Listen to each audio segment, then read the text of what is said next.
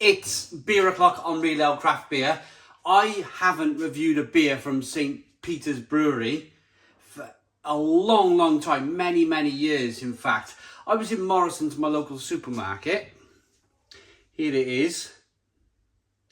And I seen it and I, of course, picked my phone up, had a look out of my pocket, made sure, is this a beer that I've reviewed? I was pretty sure that I hadn't reviewed it, and there it is, I haven't reviewed this beer. So I'm reviewing it today, and what I find very unique about St. Peter's, and you will see it standing a long way from any other bottled beer in the supermarket, is this medicine-shaped bottle.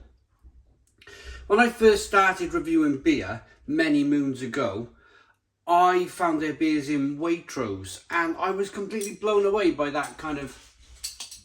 I found it magical. I really found it magical when I first, with that really kind of initial massive burst of excitement when you realise there's a massive world of ale out there. I found it massively exciting to see these bottles, and magical and mystical. There's the bottle cap. Without further ado, let's get it out into a glass, see what we get. We'll speak about the brewery and the beer in a moment, the description on the label.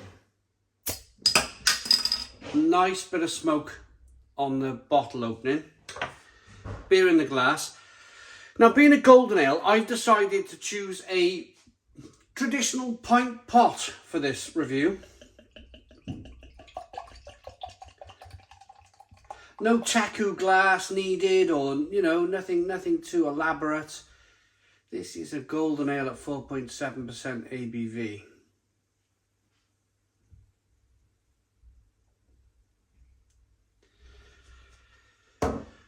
Beer in the glass. We got a 1 finger white head, slow moving carbonation, clear amber coloured beer in the glass. There you go. Let's get the aroma.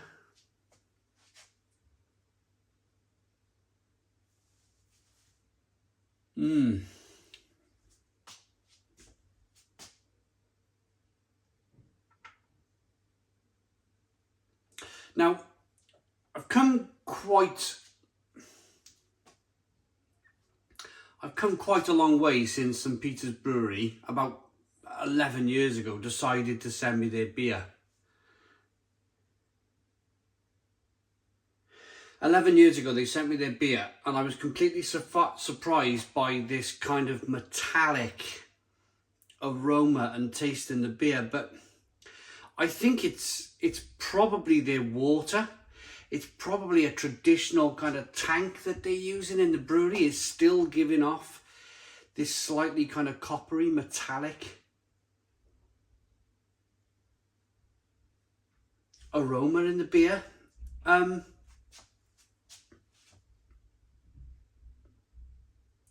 It's not an off flavour. It's not diacetyl, or it's not rotting cabbage, or it's not anything like that. It's a beer brewed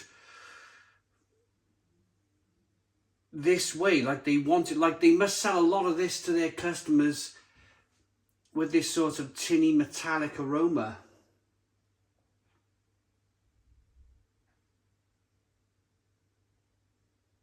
It's a really interesting one, because I could drink this beer as if it was one of the beers that they sent me 11 years ago. And I had a right old rant, by the way. The box that they sent me, I had a right, like, kicking and screaming like a baby who dropped his sweets out of his pram. I used to have a right old kind of moan about this sort of thing years ago. But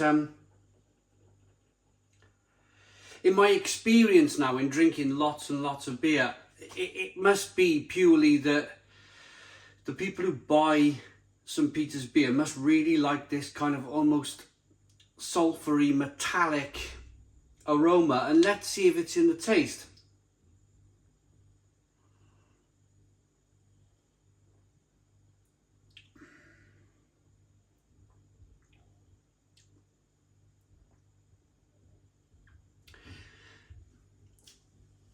It most certainly is. There's caramel flavours coming through, this biscuitiness, this breadiness, but that sort of metallic taste, that coppery taste, carries on from the aroma into the taste of the beer. And if it's not broken, why fix it? If St. Peter's Brewery are selling lots and lots of their beer because for this very reason, this kind of metallic, almost kind of sulfury taste in their beer, then so be it. I can only speak and talk about it in more of a grown-up way these days. If some of you watch some of my old St. Peter's Brewery beers, I was probably a bit too harsh, but I was raw back then. I was just really a year or two into my beer drinking journey. And I've learned to be a little bit more diplomatic, so to speak, as the years go on. Try and find a reason as to why their beer's like this. And it must be a very traditional market that they serve to.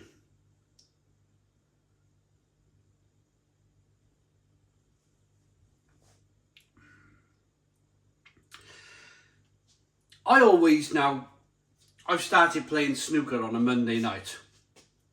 And the lady who runs the snooker club that I go to has a traditional beer drinking kind of demographic. So she has a lot of Spitfire in there, and she has a lot of pedigree. She's had Bass Ale and more of the traditional kind of beers. Now, I've played I played snooker, for 3 hours on a Monday night, and I quaff back these traditional beers, and I am not in that moment to want to really kind of taste a fantastic beer whilst I'm playing snooker, because my mind is purely on the snooker. My mind is trying to win that snooker match. I really need something relatively cheap and relatively drinkable, just to kind of wet my mouth whilst I'm playing snooker. It's a social event. And if this was in my snooker club on a Monday night, I would buy it. I would buy it and I would drink it, and it would pass the night away. There's a purpose for beers like this now. For me now, I'm talking about kind of my 11 years since I probably last reviewed a St. Peter's beer. I am still surprised, mind you, to taste this, especially with the world we live in, the world of craft beer and craft cans. I'm quite surprised that the brewer still brew this style of beer. I thought with this being a newer beer from St. Peter's that they might have kind of tried to tone down that metallic coppery taste. It's like somebody's thrown a handful of copper nails in the bottom of my glass of beer.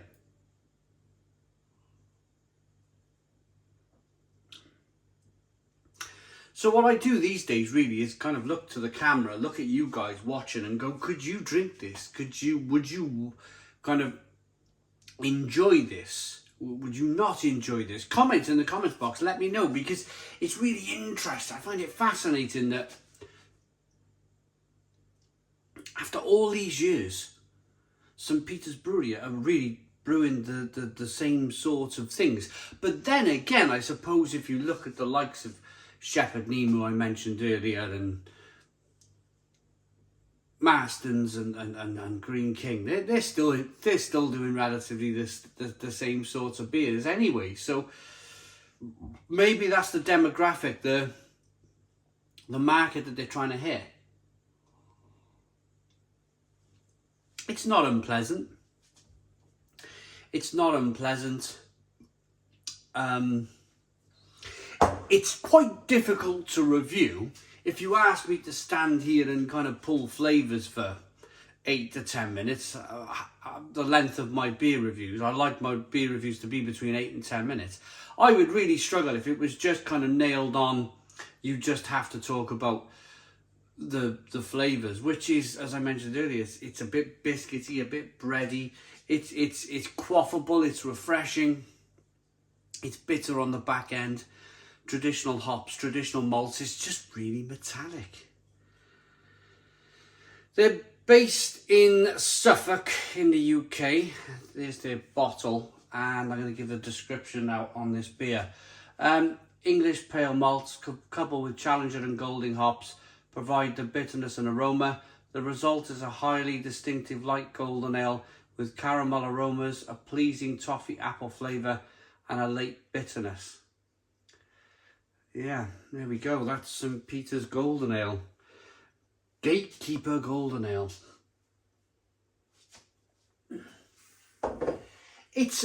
For me, it's an average beer. I don't really like to taste the metallic flavours in my beer. I would prefer if it wasn't in there. But hey ho, they must have a market for it. Otherwise they wouldn't have survived this long. They really wouldn't have. It's a 6 out of 10 for me. 6 out of 10 from Real Ale Craft Beer. Please put your comments in the comments box. Subscribe to our daily beer and food reviews. Give us a big fat thumbs up. Boom! Cheers.